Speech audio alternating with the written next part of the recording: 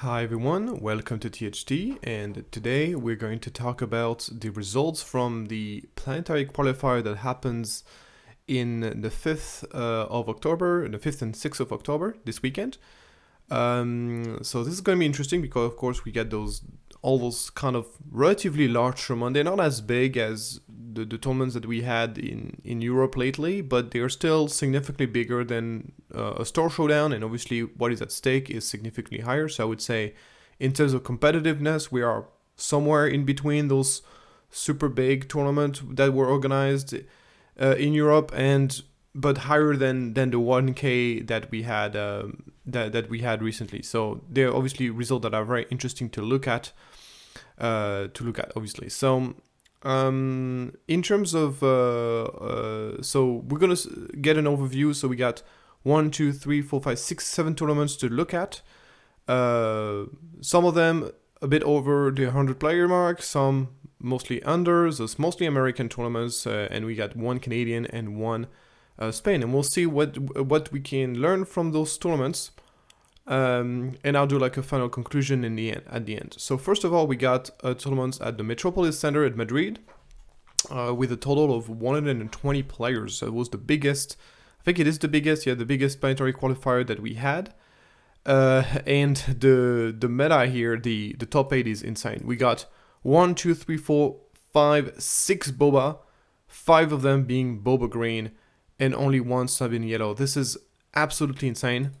Yeah, this kind of top 8, we've seen that before. I think but it's I think the first time in recent memories that we are seeing Boba. We saw Boba dominating a lot. I remember in the very first tournament in Twickenham in London, but that was at the very early stage of Spark of Rebellion. In recent memory, it's the first time we see Boba dominating so hard, because here it's completely domination here. This is really not looking good for the meta when you're seeing so many Boba green coming around. So I'll give my overall opinion about this, but yeah, absolutely crazy. We'll see. The final was a Boba versus Boba, and the winner ended up being Boba yellow. But yeah, Boba yellow in a sea of Boba green. This is kind of crazy. We don't have access to a deck list here, so let's move on to the next. Congratulations to the winner and to the top 8 in general, because top 8 in a 120 player tournament is not easy feat. And congrats again for the Spanish for hosting the biggest tournament, as they often do. Then we got a tournament at Common Ground Games in Dallas, USA. So in this tournament we got a far more diverse meta. So it ended up being won by Boba Green, but we have 2 Sabine ECL, a Han 2, a Han 1, Kira ECL. So no surprise here. This is very representative of what you would expect from the meta. This is really much what you would expect from the meta, excepted maybe the Sabine yellow. And I'm also relatively surprised to not see any hard control making it. I would have expected like something like a Bosk, maybe a Bosk blue making it, but it's a very representative to the meta and very diverse kind of top 8. But once again, won by Boba Green, but there's only 2 Bobas in the top 8 here, so not as crazy as the previous one. And still a relatively large sample size here, 107 players. There's apparently a coverage of that tournament, so I encourage anybody to check it out if you want to know more about the matchups. And yeah, we got the Red Sea Gaming in New Jersey, USA again. And this one is once again dominated by Boba. We got 4 Bobas in top 4. But they're different kind of Boba. We got 2 Boba green, 1 Boba yellow, and finally a Boba blue making it to top 8 to a relatively large tournament. 99 players.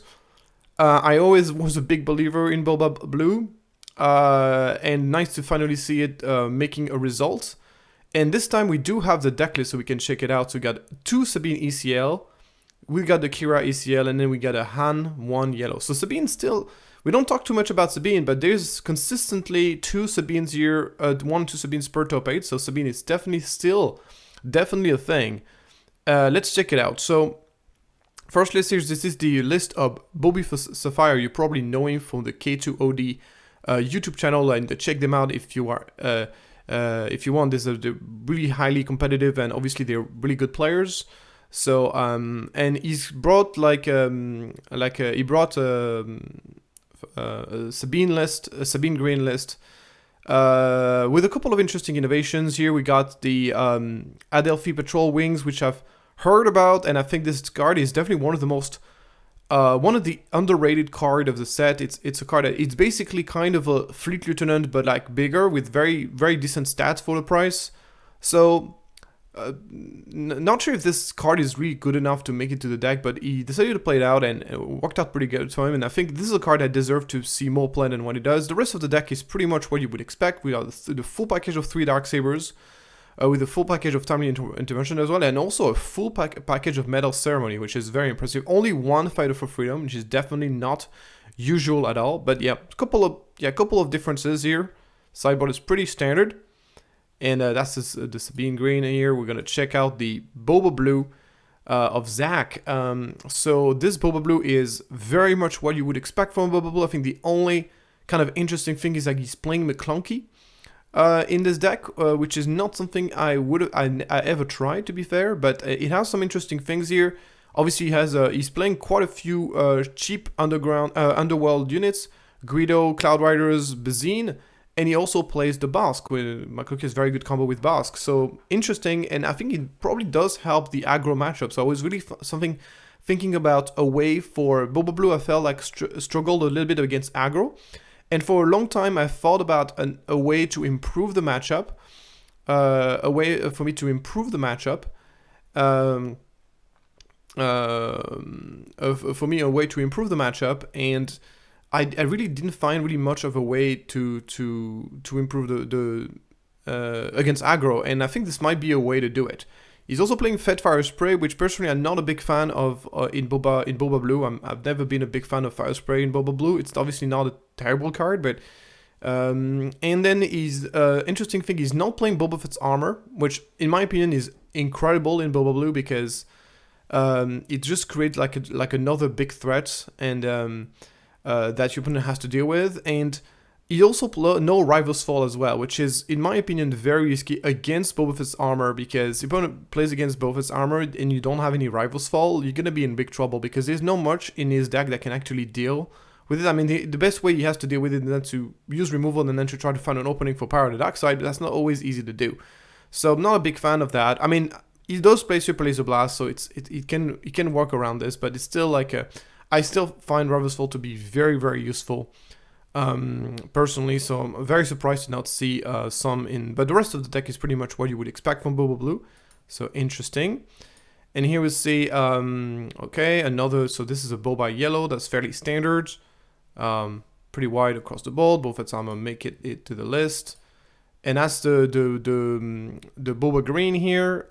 It has, this is the Boba Value Green with the, it only doesn't play the full package of Vader, but it does pretty much play what you would expect from Boba Green with the 30 HP base again. And it's the list of Wu. So Wu is has his own YouTube channel as well, so check it out if you're interested in competitive content. And is bringing once again Kira Green, and once again plays the ECL. So there's two. So I'm not a big fan of ECL in Kira Green because I feel like it makes the deck weaker against aggro, a little bit too weak against aggro. But looks like Wu is fine with this, and he's been doing well with this version of the deck. His deck actually has very interesting, has not evolved at all. Like his deck is still pretty much the same. Might have changed a few cards here and there, but for the most part, it is pretty much the same deck than we used to see from him. Then we got Brett, another Sabine ECL, who's also playing the Patrol Wing.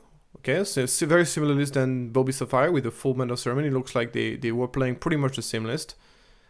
And then we got Chris playing as Han Yellow. Interesting, he's playing Liberated Slave. Wow, very interesting. To get even more 3/5s. So he basically plays Liberated Slave over I forgot his name, Ezra. because that's very interesting. Because I found Ezra. I mean, yes, Ezra's ability is not used very often, but it still is it's on 1 point of stats. In my opinion, I prefer Ezra, but it's not crazy to think about Liberator Slave over Ezra in some situations. So yeah, no, very interesting. The rest of the list is pretty much what you would expect. But yeah, no, it's a cool list. He's playing the Spark of Hope out of aspect in the sideboard. I really wonder what this is about. Yeah, because Spark of Hope for normal price is already not super exciting, but Spark of Hope out of aspect, I really wonder how you can pull this off. In which matchup would you ever... Yeah, it would be very interesting to hear the reasoning behind that. And then we got the winner with is Boba, once again, Boba Green, value deck. And so it's a very similar list than the list we saw above, with with 3 Maul, 2 Darth Vader. So we see... So this is something I've said about the Boba Green value deck, and something I've said before, is that when I saw... So obviously the first person who played this kind of value Boba Green list was Josh when he won the Manchester 170 player tournament, and his deck was playing 54 cards, and we are saying pretty much everybody, and me included, was kind of like, this deck is doing well with 54 cards. I cannot imagine how powerful this deck must be with 50 cards, because this would help the deck quite a bit. And everybody's playing the Boba Green 30 HP base with 50 cards, and it just seems to be working very well. Obviously, it seems to be the strongest deck in the game right now. So that was the result from the RSG. A lot of deck lists, so it took a bit more time. Then we got the Mission board game in KC North, an even bigger PQ with 170 players in Kansas City. And this time we got, once again, 5 Boba, 2 Boba Green, 1 Boba Yellow, so 3 Boba Greens, 1 Boba Red, 1 Hantu Blue, 1 Hantu ECL, and 1 Sabine ECL. So, and 1 Boba Tarkintown. So something interesting. So I think it's the first time we see Boba Tarkintown, Boba Red having a significant results in tournament. That's nice. It's nice to see. Is it really nice? I personally find this deck to be extremely terrible to play against. It's probably one of the least fun deck to play against, in my opinion. So I'm not sure if this deck being part of the meta is a good news, but it is definitely another way to play Boba, and it is kind of official to say that all four colors of Bobas are actually competitive, which is kind of crazy to think about.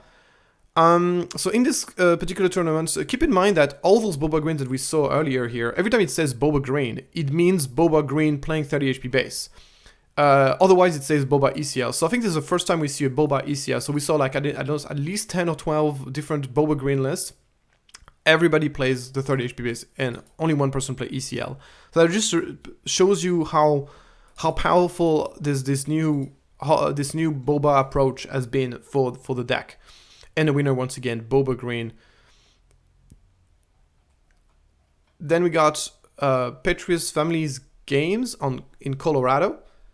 And this tournament has been won by an Aiden Blue list. So this one was a lot smaller, 46 players. So obviously you can't give the same weight behind this tournament over the other one that were over 100 players. And so let's take a look at the different lists. So here we have access to 2 lists, one of them being the Aiden Blue list. So my opinion about Hard Control Aiden Blue. So it's the first Hard Control deck that actually makes a result in those PQ tournaments. I found personally Bosk to be way too good, but if you want to play a double blue Hard Control deck, Hayden Versio still remains your best option, and Hard Control Double Blue gives you access to Lieutenant Charlson, gives you access to discounted vigilances, which is nice, and in this case he also plays the Bendu, which is very interesting. So cool thing about Bendu is you can actually, if you get the on-attack ability, you can actually discount the price of your Rival's Fall. You also get to discount the prices of your Crate Dragon, which is very interesting. So Interesting thing about his version of the deck here, he plays those out of aspect Crater Dragon, which gives him a better late game. I think it's a pretty good idea because you're only getting, it's 11 for a hard control deck. 11 is not the end of the world, and you can discount the price with Bendu, which is kind of nice.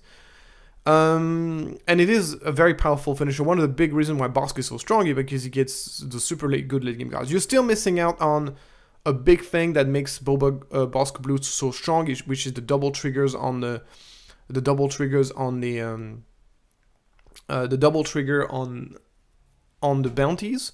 And you're also missing out on a lot of the early removal that are so important in blue, like the open fires, the force choke, that are so good to stabilize the early stage of the game. Here, really to stabilize the early stage of the game, the real removal you have is Power of the Dark Side.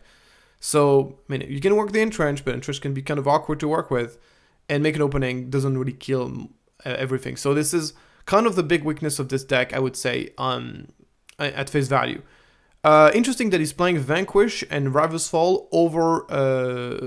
he's playing basically Vanquish over the Fellow Dragon. So, interesting here. Definitely not something we see very often. The Fellow Dragons are in the sideboard. So, interesting deck. I mean, it is the basically the updated version of Iden Blue with a couple of interesting twists to it. So, yeah, cool deck.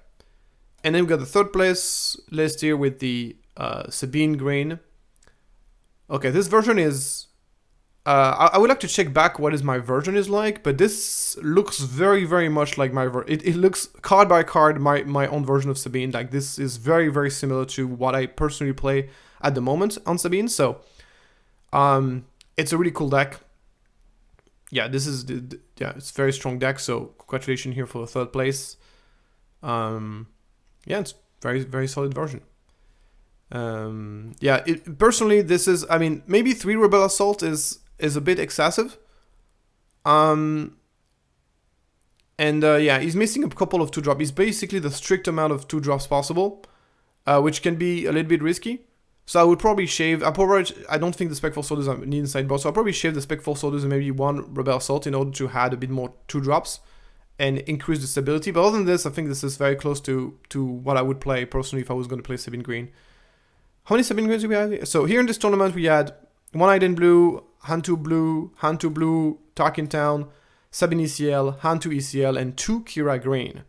So no Boba at all in this top 8 whatsoever. But once again, it's a 4-6 player tournament, so not necessarily representative of the...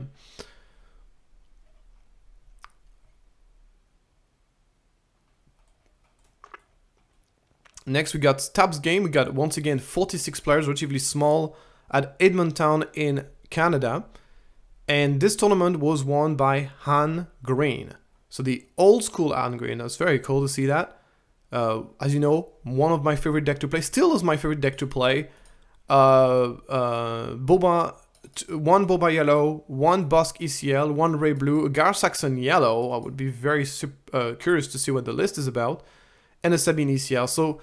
incomplete top 8 here, and once again, a relatively small tournament, so can't really put so much weight on this one, but nice to see a bit more diversity here. And then we got 116 players tournament at Odyssey Games in Colorado. And here the top 8 is Bosk Blue, finally a Bosk Blue in there, a Ray Tarkin Town, a Boba Tarkin Town, so 2 Boba Tarkin Town, a Sabine ECL, a Boba Yellow, Sabine ECL, and a Kylo. So that's 1, 2, 3 Bobas, but 2 of them being Boba Red, which is definitely a surprise. And once again, Sabine making an appearance, Bosk, and the game being won. Sabine ECL ended up winning against Boba Yellow.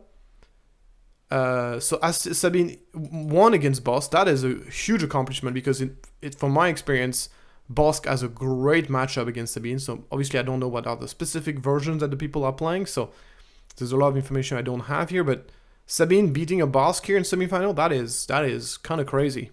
This is not normal.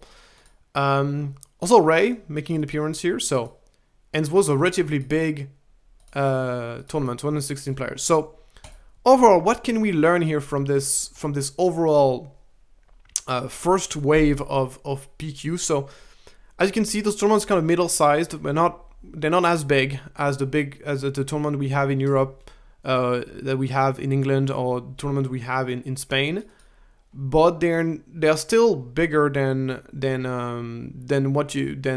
1K. That's usually 1K's tournaments that you see in USA have about like 30 to 60 players maximum. So we're kind of in between. So for American standards, at least as far as Set 2 is concerned, those are the biggest Set 2 tournaments that they had. I mean, it's similar size than what they had in Gen Con, like the 100-ish player thing. So this has to be taken into account, but still, of course, a lot of data here from all over the world. And what seems to be the case is that Boba seems to be super dominating, especially the only places where you see Boba being not as strong is on those smaller tournaments. But every time you go to a tournament that has over 100 players, you're going to see Boba everywhere. Like, it's just going to be completely insane. So, and the thing that has been consistent about Boba is not only about the fact that Boba has been the best deck, it's also the deck, it's not only the most represented deck, it's also the deck that performs the best. So, like, it's kind of crazy. It's really the deck that has the highest win percentage. It is both the highest win percentage deck in most tournaments, out of the one that are relatively represented, and it's also is the most the most highest performing tournaments. Decks. So it is something that we have to be wary about, and this is starting to be a little bit concerning. So I've always kind of like been on the fence on saying, well, Boba needs to be banned. I was actually one of the earliest person to call out for that maybe Boba needs to be banned. And I was, even before the release of the game, I said Boba is going to be, and my argument was not to say that Boba needs to be banned, but it was kind of like saying Boba is going to be a problem. And this seems to be kind of like confirmed as far as we saw during Spark of Rebellion and also during Shadow of the Galaxy, that maybe Boba is going to be a problem. And it has been a problem, and I feel like in Set 1, Boba was a problem that was mostly kept in check by Heart Control. That was kind of like the thing. Heart Control really beats Boba in Set 1. In Set 2, I still believe it is true.